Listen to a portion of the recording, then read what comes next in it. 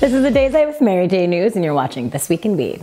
Now, it may be true that many heavy metal fans love smoking weed, but that love only goes one way. Weed fans do not love smoking heavy metals. And there is one kind of heavy metal that nobody wants in their lives. No, it's not hair metal, it's lead. Yes, we're being serious now and we're talking about lead poisoning, so you better listen up. As of January 1st, California is requiring all vape cartridge manufacturers to have their products tested for heavy metal contamination. And several testing labs have recently been finding that some vape carts contain a dangerous amount of lead.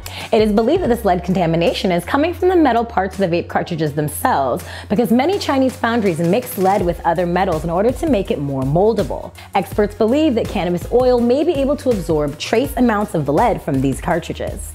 Bottom line is this. All vape cartridges made before January 1st, 2019 in California may or may not contain some lead in the oil because no one was testing for heavy metals back then.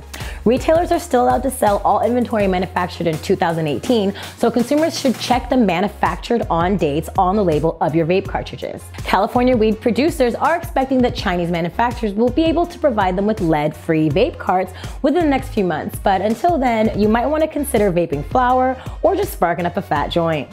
Meanwhile, on the East Coast, Massachusetts' first 2 legal recreational pot stores have been open for 2 months now, and stoners from all along the eastern seaboard have been flocking to the Bay State to stock up on legal weed.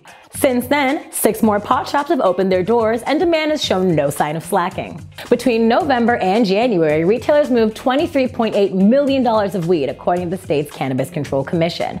State officials expect that 4 to 8 new pot stores will open every month, and it's predicted that once the industry is in full swing, sales will eventually top $1.5 billion a year. While Massachusetts residents are enjoying the fruits of recreational legalization, researchers are also taking a closer look at how medical marijuana can help patients quit using dangerous pharmaceutical drugs.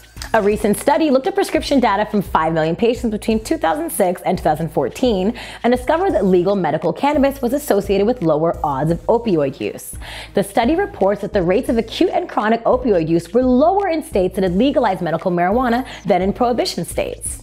Meanwhile, a Canadian research team discovered that medical marijuana can also help wean patients off of benzodiazepines, which are sedative drugs often used to treat anxiety, insomnia, and seizure disorders. The study found that almost half of the study subjects were able to quit taking these prescription drugs within 6 months of beginning a medical marijuana program.